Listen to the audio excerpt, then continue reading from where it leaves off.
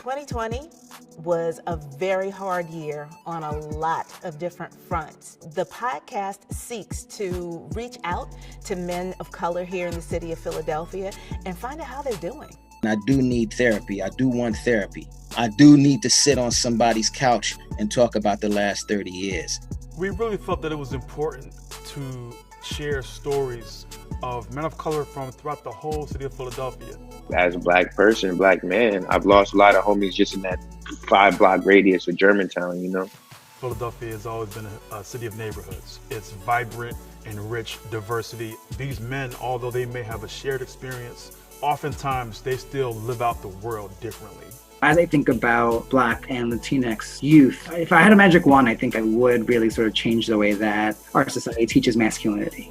There's so many reasons for people to not feel well. So we want to talk to men about how they're doing and the communities that they belong to, their families. Oh man, love in the city looks to me like children playing in the playground.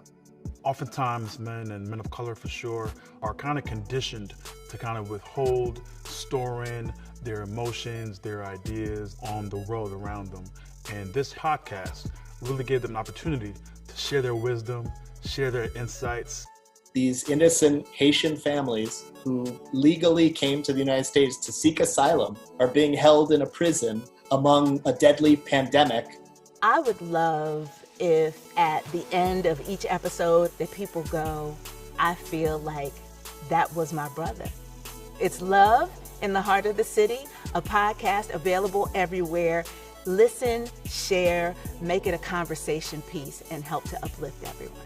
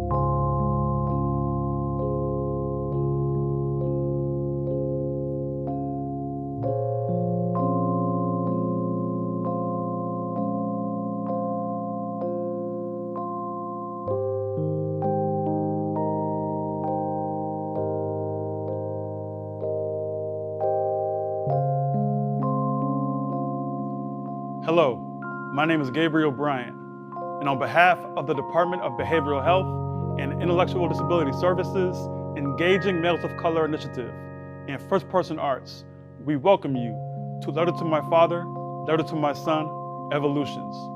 About 5 years ago, we held our first program dedicated to amplifying the important stories between fathers and sons and the intricate personal narratives of tragedy and triumph and how both fit into their overall emotional well-being. We thought it only fitting, after such a difficult and challenging year, to revisit those same themes with new storytellers and a renewed sense of hope and healing. So once again, welcome to Letter to My Father, Letter to My Son, Evolutions. Hope you enjoy.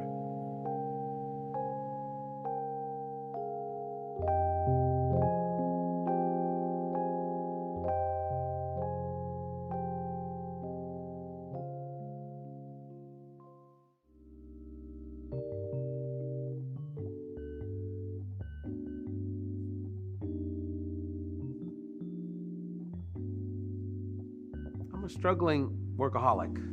I have 3 jobs. I have 2 titles at my main job. And I reflect on why I'm always working and always chasing a career path. And I have come to realize I'm chasing my dad's old ghosts. My dad's a wonderful guy, a proud Philly guy, and so talented, so loving, so impactful in my life. But I've always kind of felt he has unfinished business that I'm trying to fulfill. He ran for office, I ran for office. He did radio, I do radio. And I just always feel like I'm never doing enough. And so I also don't want for my sons to have that feeling that dad didn't do all he could, or dad fell short in some way. And so that's my biggest fear, is that as a father, I'll let them down. As a son, I'll let my dad down. That I didn't get done what I should have with all the fortunate blessings I got being a Latino growing up in Philadelphia. Very few people in my position getting these opportunities that I've had. But what I've learned as I've become a father to 2 wonderful boys is that your boys teach you the biggest lessons. My oldest was born in a crack house in North Philly under very challenging circumstances. By the time he turned 1 year old, he lived with us and we became his parents. And so he's had his own challenges dealing with the past and the trauma of his birth and learning recently that he's adopted. But that resilience that he has and the resilience of being our son and learning and growing like every other kid and every other young boy inspires me. My youngest son's a character. He taught me another lesson recently I wanted to share with you all.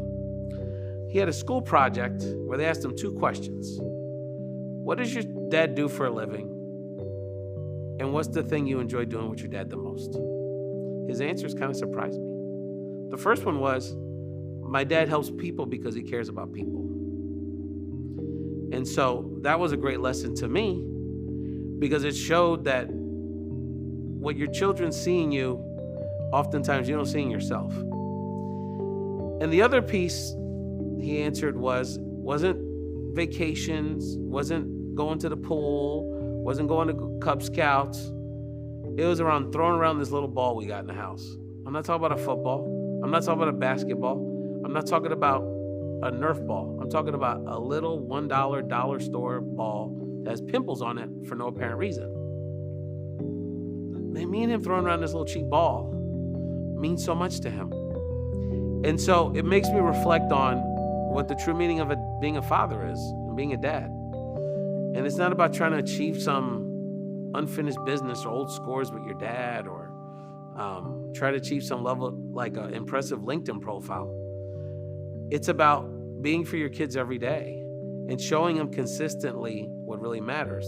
In the case of my kids, I think I was showing them things I didn't realize. And I am working on more self-care, getting outside more, try not to work as much, spending more time with them with sports and other activities. But I am coming to grips with the fact that my dad didn't fall short. What he did was he created a foundation for me to build upon. And I hope I'm doing the same thing for my sons. So I'm so proud of my kids. I'm proud of being a dad. I'm proud of being from Philly. I'm proud of being a Philly Puerto Rican. And I'm thankful for this time with y'all today.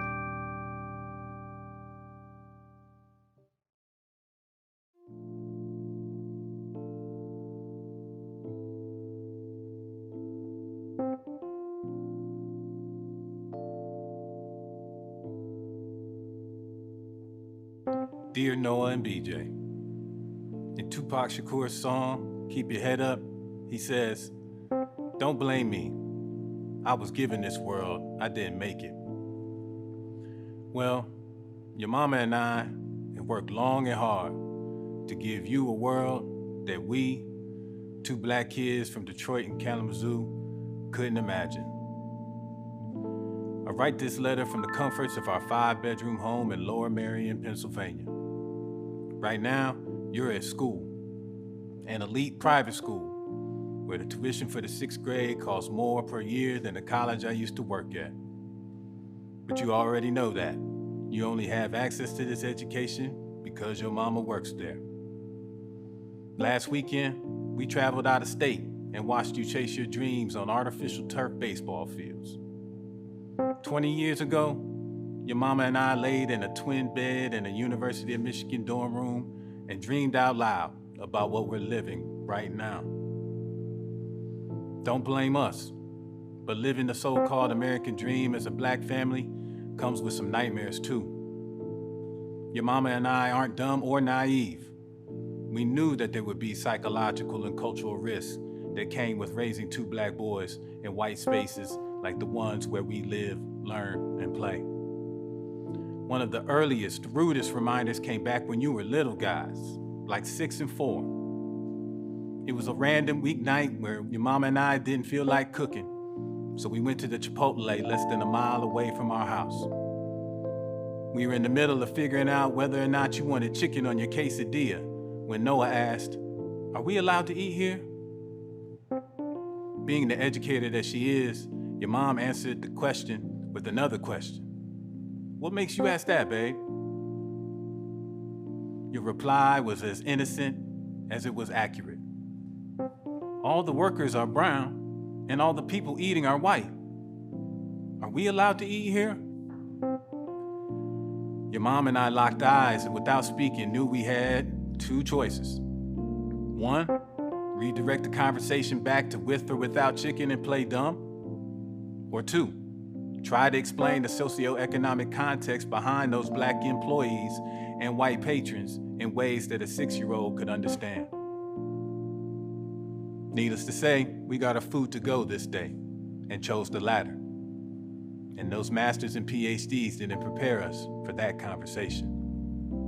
This was one of the first, but it certainly won't be the last conversation we have about being black men in white spaces. You're just kids, 12 and 10 now.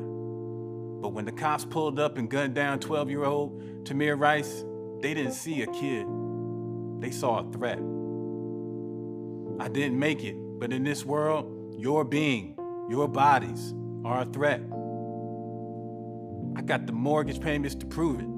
This home is ours, but it only takes one insecure neighbor who thinks this neighborhood is theirs to question your being in it, setting off a chain of events that your mom and I may not be able to stop.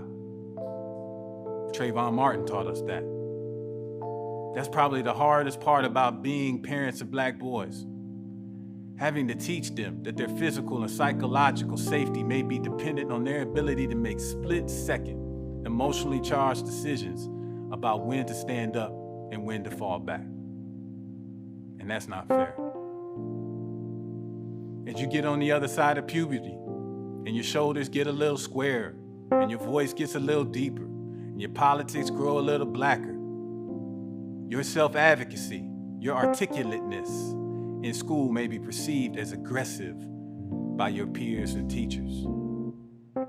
In sports like baseball, with good old boy coaches, they're gonna want the aggressiveness and athleticism associated with black male stereotypes, but They don't want too much of the drip, and they don't want any of the politics. You already learned this from Brother Kaepernick. And yes, the girls have already started FaceTiming. Most parents, white, black, brown, green, and everything in between, tend to try to protect their teenage daughters from teenage boys. And we haven't had this conversation yet, but there's a long, complicated history that explains why black men's sexuality is perceived to be more threatening than other boys. So why am I writing this letter to you? We want you to know that there's a method to our madness as parents. Believe me, we don't be tripping just to trip. But there's a reason why we don't allow you to FaceTime with girls in private. Just like there was a reason why we didn't let you watch hours of Nick Jr. and Nick Teen, but allow you to watch Blackish damn near till your eyes bleed. We don't play tennis, but there was a reason why we made you sit on the couch and watch that black excellence named Serena Williams. There's a reason why we made you recite County Cullen's Hey Black Child at the school talent show, and why we drag you across this state to make you attend my lectures and speeches. And it's because the single most important responsibility we have is to equip you, our brilliant, beautiful black boys, with the knowledge and skills and dispositions to be your best, most authentic, unapologetic self. So yes, you can blame me. We gave you this world, but we're gonna make it better together. Love, Dad.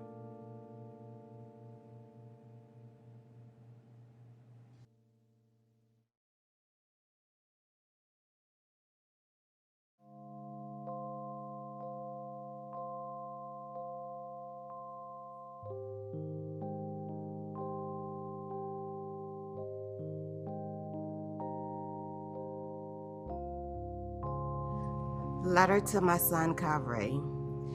If you're reading this letter, this means two things.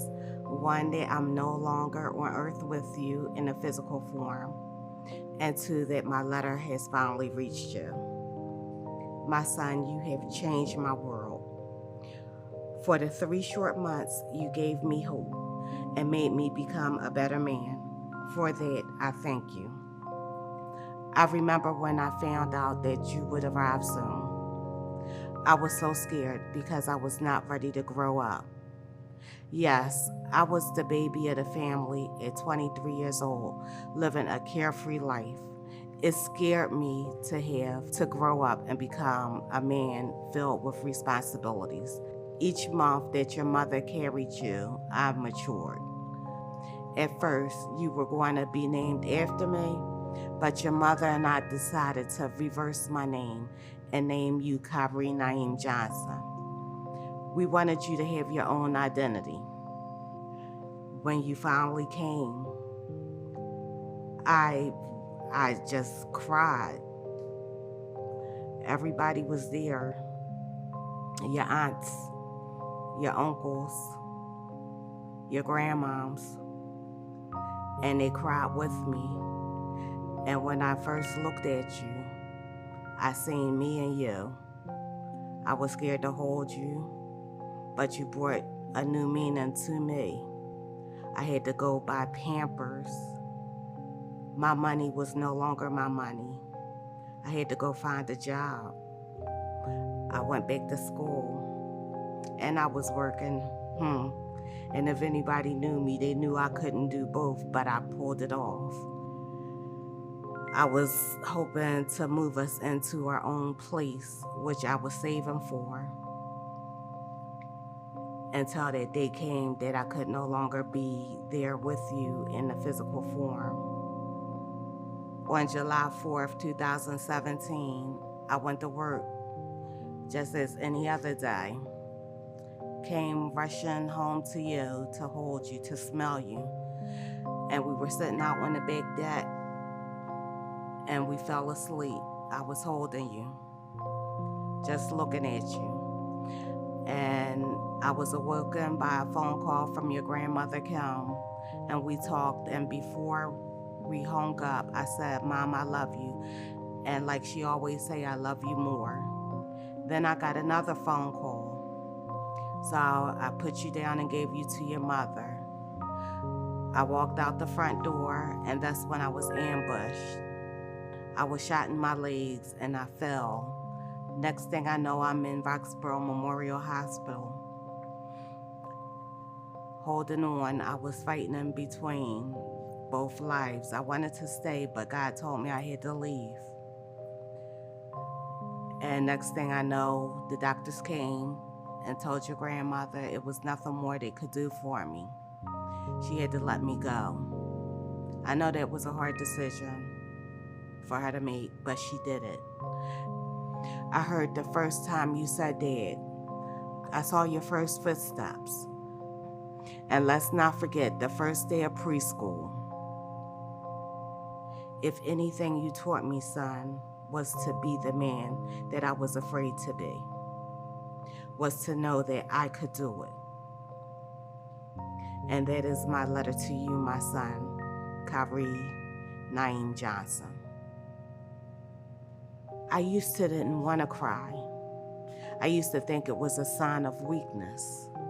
A lot of people, when they first go through such a loss, they pick up habits.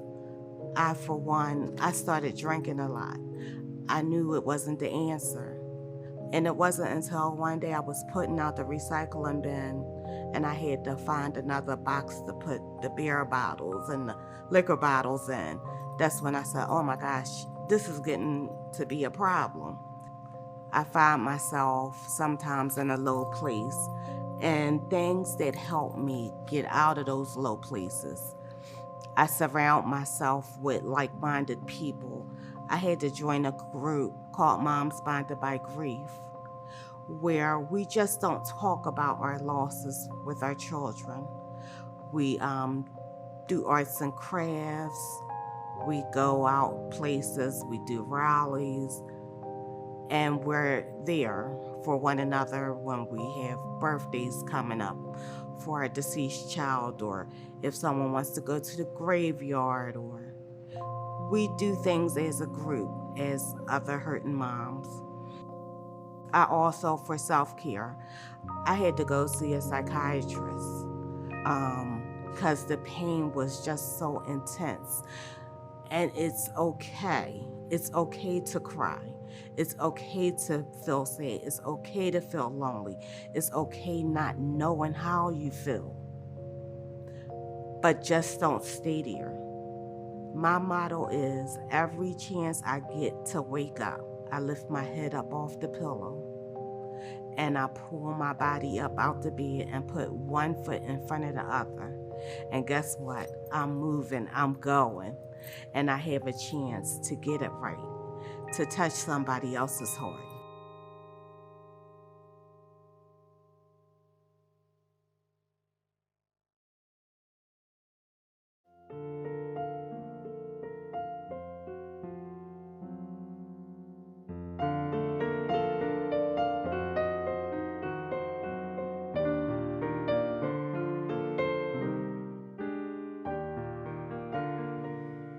One of my favorite songs is You Don't See Me by Al Jarreau. One of my biggest problems is seeing the individual trees in my family tree, because I see the trees in the community forest and I love them both. I live and die for them both. So what does a black father do when he sees his presence as a poison and his absence as a present? I choose libation in lieu of lament. I love letters. When I was in college, I'd get letters. All the brothers at Morehouse, we get our letters. It made you feel important. It made you feel loved. It made you feel that you were mattered, that you were missed, cared about, seen in your absence. I still, at the age of 56, have many of those letters today, over 30 years later. But I wasn't much of a letter writer myself. And when I did break down and write, it was only because I was responding to something someone had sent me or said to me. Anything else would require a vulnerability that at that time was beyond me to offer. I still struggle with that level of authenticity till this day. Dear Edward, because I refuse to form my lips or my heart to say bad,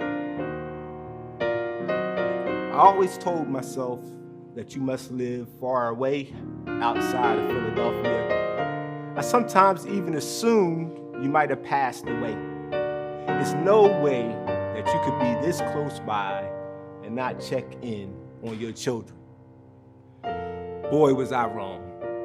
So needless to say, when Deke found out that you lived in a nice apartment complex on Broad Street, my heart momentarily sank because my fantasy and the facts collided.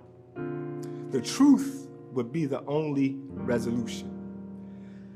Deep remorse, my only present. When we met, I was clear that you couldn't be my father anymore. I was already a college graduate and a grown-ass man by then. But maybe there was something else we could salvage. We tried, I think.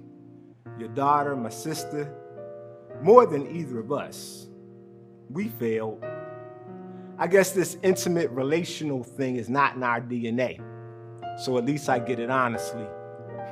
Knowing that mattered. At least you got to give your grandson, my firstborn, a present in lieu of your presence for his christening.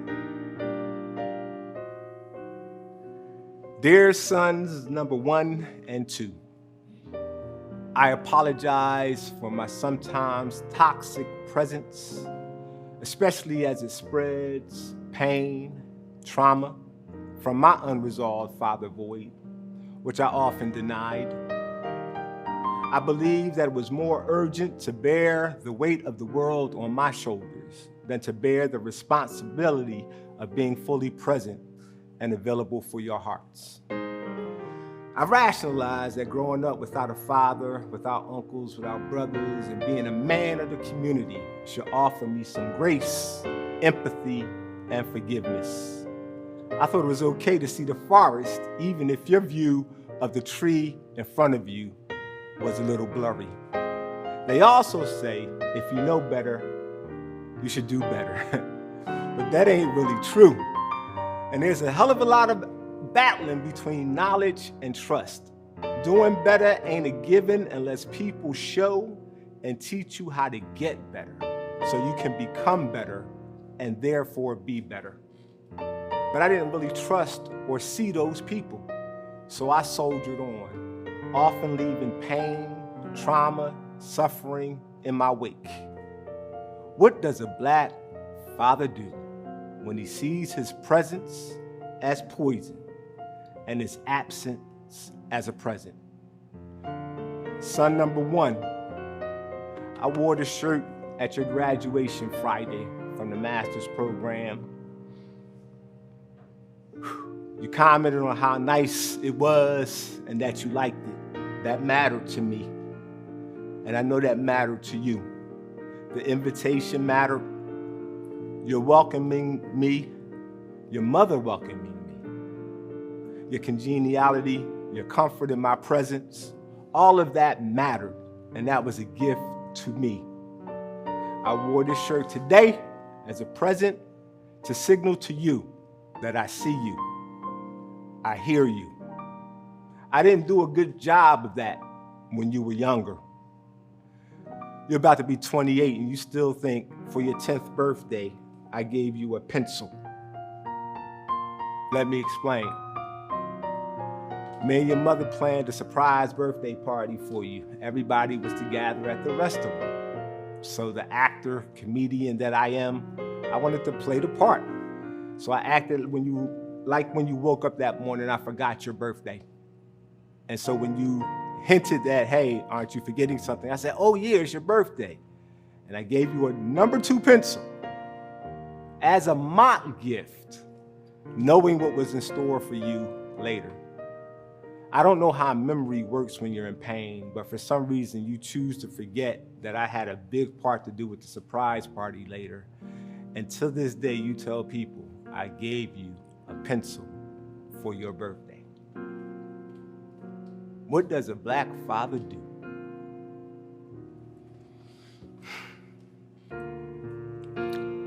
When you don't see the tree, because you're too busy focused on the forest.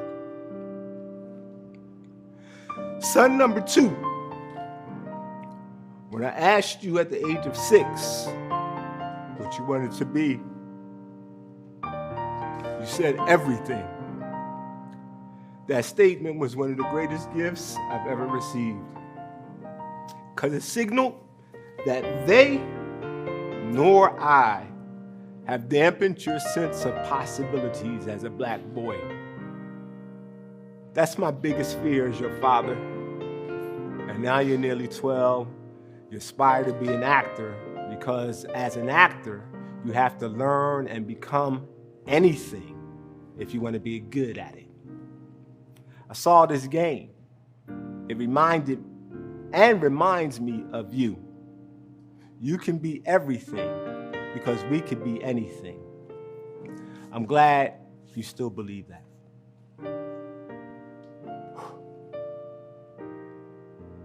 Dear Edward, because I still can't really form my lips or my heart to say dad. I stood in the hospice and watched you fade away. The brain tumor robbing you of any lasting memories or meaningful connections that could comfort you in the afterlife. So I refuse to offer you the presence of any solace, any forgiveness during the last moments. Looking back, I guess I should say sorry. But maybe now you understand how I felt, longing for a presence and a present that went unrequited. I wanted to carry that same stoic distance into the funeral as I heard so many people whisper about how I look just like you. But I broke down and cried like a baby, realizing then that any chance for our reconciliation in this lifetime was no longer an option. It died when you died. Thank you to your wife for reaching out and forging this bittersweet moment.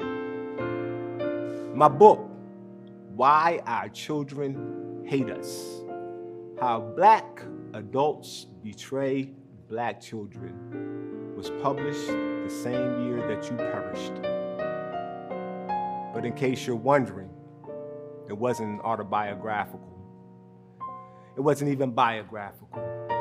I never knew you or knew enough about you to tell any revealing stories. Dear John T. Govans, I see you now, grandfather, and this is a posthumous thank you. My father's absence made me seek more from the other men who were available around me and to me. And maybe my father's absence made me set expectations and standards for them that were unfair, maybe even impossible. And that fueled a resentment and a disappointment. But thank you to those who stepped in and stepped up as Edward stepped out and stepped off. You know your names. Those who are ancestors now and those who are still living. But most importantly, thank you to my grandfather, John T. Govans. You taught me well by your walk and your model. Though you were a few words and slight stature, a little man who always stood tall. You modeled what it means to stick and stay in the midst of it all. Your unwavering presence in my life was my present, though it took me way too long to appreciate your true worth and value. I want to be like you, except for that early dying part. I don't like that thing you did. I probably wouldn't have spread so much pain if I would have heeded your wisdom and understood your way earlier. I honor your presence in the pouring of libation, Ashe, and a liberation letter to myself. Sometimes today, sometimes like today and like right now, I have to remind myself to remember myself and remind myself that through it all, like John T. Govan's, my grandfather, I stuck and stayed, and I stood and stand tall. I take pride in being thought of, seen, and known as a good brother, a strong black man, struggling to bring black life in the midst of the terror dome. That is my offering. Dad, I hope you see me.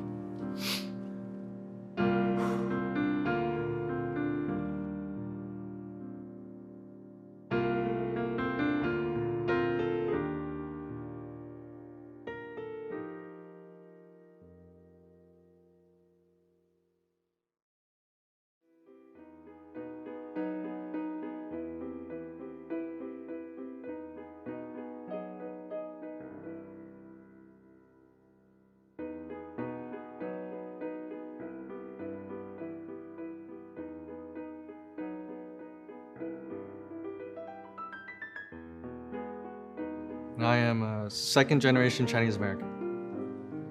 This is my story of me, my complicated relationship with my father, and how his relationship with his father played a role in his absence during my childhood, but also his return into my later years. In my story, I hope to share how traditional parenting practices and cultural expectations upheld by my grandfather tainted the relationship between my dad and him, and also how my dad's rough experience shaped our own unique relationship as father and son. So if you had asked me what I know about my father, I can tell you that he speaks 3 Chinese dialects. He loves to cook, and it's hard for him to say no when you ask him to do something. He's also really handy around the house, and he enjoys building and fixing things. And also, a strange thing about him is that he walks with one foot pointed outward as he takes steps. But these are things I've only recently come to know about him. In truth, I actually didn't know much about my father when I was a child. He was rarely around, so I hardly got the chance to talk to him or spend time with him. And at the age of 2, my parents had divorced.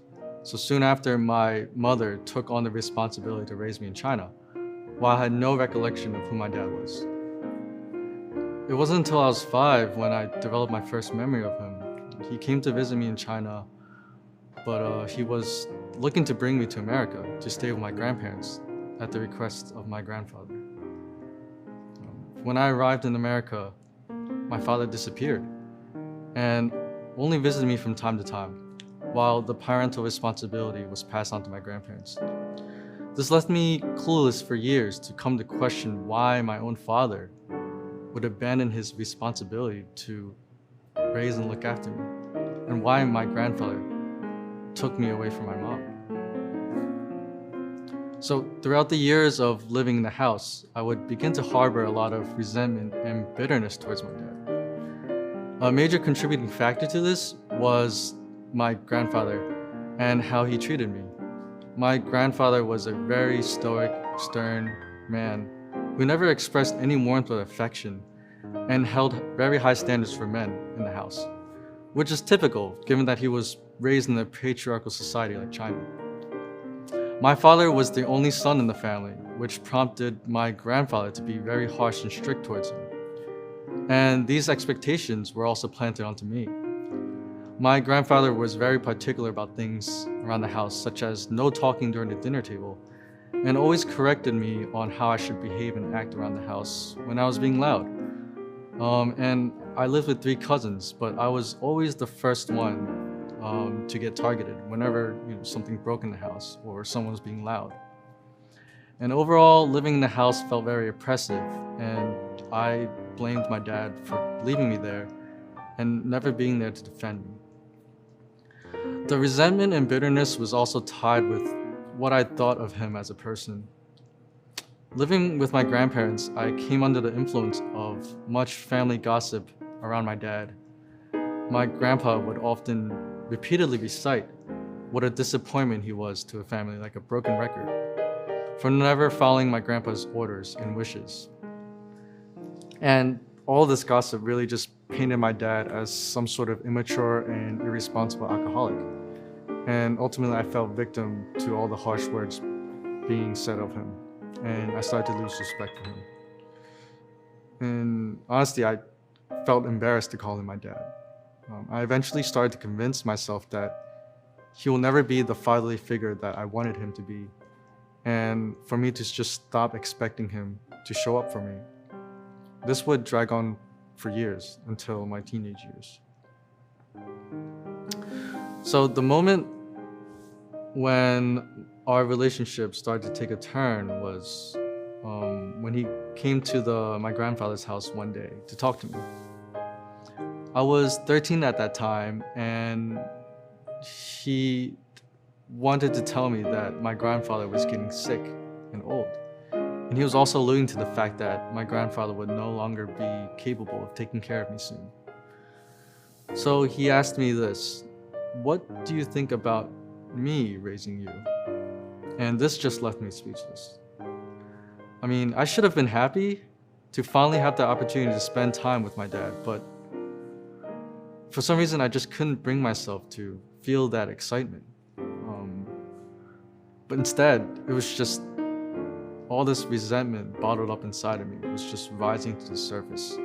I couldn't help but think that he was just forced in this position to take care of me, and how I would be exposed to all his negative influence. Well, against my will, I started to take weekend trips with my dad to his apartment in Philadelphia.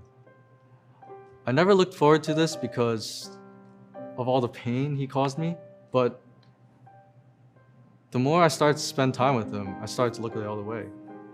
He was always making sure that I was having a good time, and we went on to experience some memorable trips together, such as visiting places like museums in Philadelphia, the Niagara Falls in Canada, and Times Square in New York.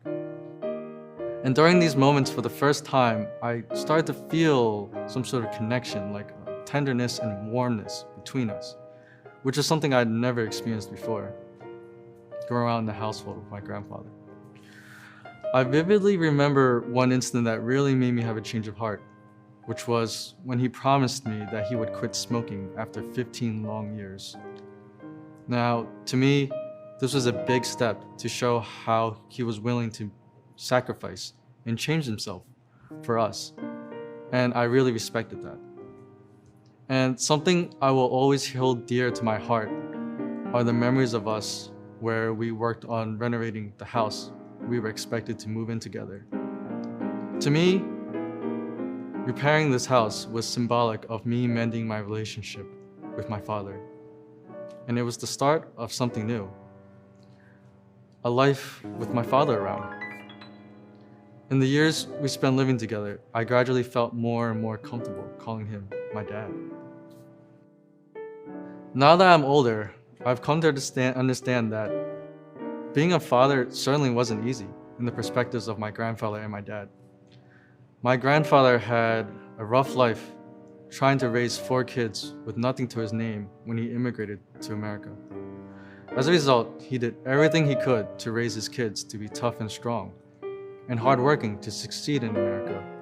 But this would actually take a negative toll on my dad, because he later admitted that he experienced a great deal of trauma growing up around his father, which has left a mental scar on him. While his father never gave him the opportunity to raise me on his own, he would rarely come home because he just did not want to face his father in all of his harsh and demeaning words.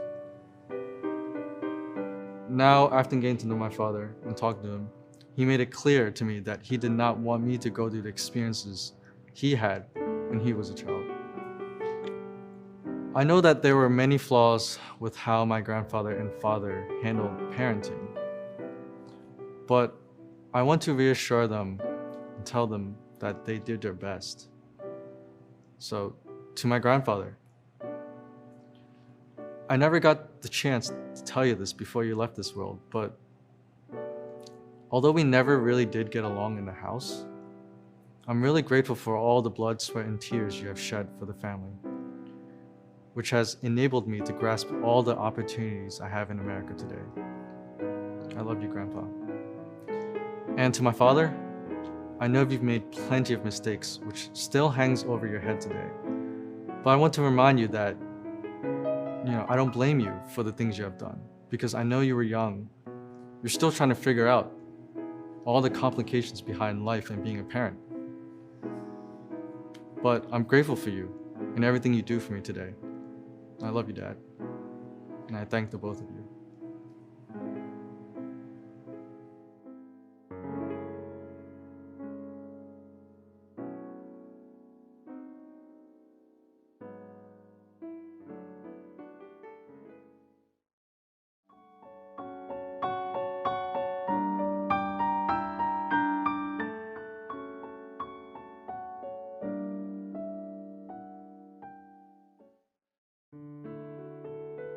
So I'll start with Dear Dad. A lot of people called him Cody or knew him as Cody.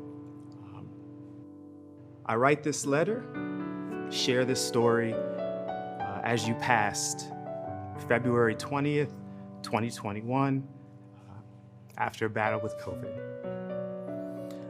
After that happened, I've been spending a lot of time reflecting on the impact that you had on me in my life. And it reminded me of a lot of different stories that helped shape who I was, that you helped shape who I am. And one of them kind of makes me smile mixed in through some of the pain. I was a child, I was young. I was going to basketball camp. That was one of the things that we shared together. 11, maybe 12 years old. I wanted to be a better basketball player, like you. So we decided to go to basketball camp. You decided that I was going to basketball camp. It was sleepaway camp. It was Cheney University. And at 11 or 12, I wasn't really sure how I felt about spending that much time away. I was a kid. I was a daddy and mama's boy. I didn't know what it was like to be away. And I was scared. I'll admit it now that I was scared. And I remember that in that moment, you said to me, you don't ever have to be afraid, because there's no place on earth that I can't get to you in 24 hours. It's weird, like I'm an adult now, so your father telling you there's no place on earth that you can't get to you in 24 hours. Now that seems kind of ridiculous, but at 11 or 12, it was empowering, it was comforting, it was the thing that I needed to hear. And so I went. And as fate would have it, I didn't really like the basketball camp, and I called you and you were there in 6 hours. So you proved that that was true. But as I reflect on it now, that moment, that at the time just meant, Dad will come and get you, you're okay. That moment was that foundation that you set in telling me that you would always be there. You established that at 11 and 12 for me, but you then spent the rest of your life living up to it. And it shaped me into who I am. It gave me the comfort to go through things, so many things in life. And I remember talent shows, and I was nervous and I was afraid, and I look out into the crowd and Dad was there. And it was okay, because he was there. I remember playing basketball. Thought I was the man. I was pretty good at basketball, but I remember sitting there in the locker room and everybody else was nervous. Was their family there? Are their friends there? And I was relaxed because there was no doubt in my mind that you were there. I didn't have to worry about that because you would be in the stands. I recently looked at a picture, posted it on Instagram, these Throwback Thursday things or Flashback Fridays, and I actually posted a picture just because it was me doing a radio show. And I was there with one of the Eagles players. I was there with a longtime friend. And I posted the picture because it was Throwback Thursday. I thought it was a fun picture. And somebody pointed out to me, look in the background. And I looked in the background of the picture and I hadn't noticed it before. And you were there. Hat backwards, talking to somebody, not making it about you.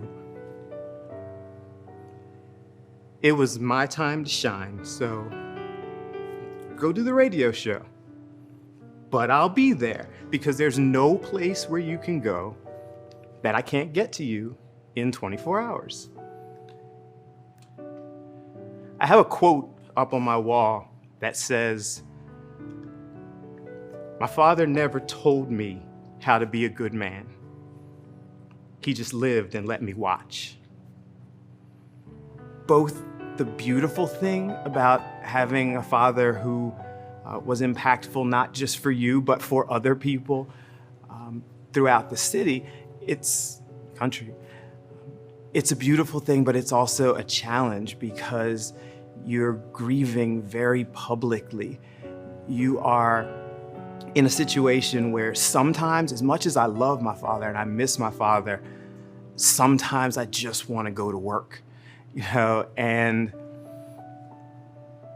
because of the man that he was, I appreciate all of the outpouring of love and support and people who want to show that level of support, but it feels like you have to relive it every day, everywhere you go.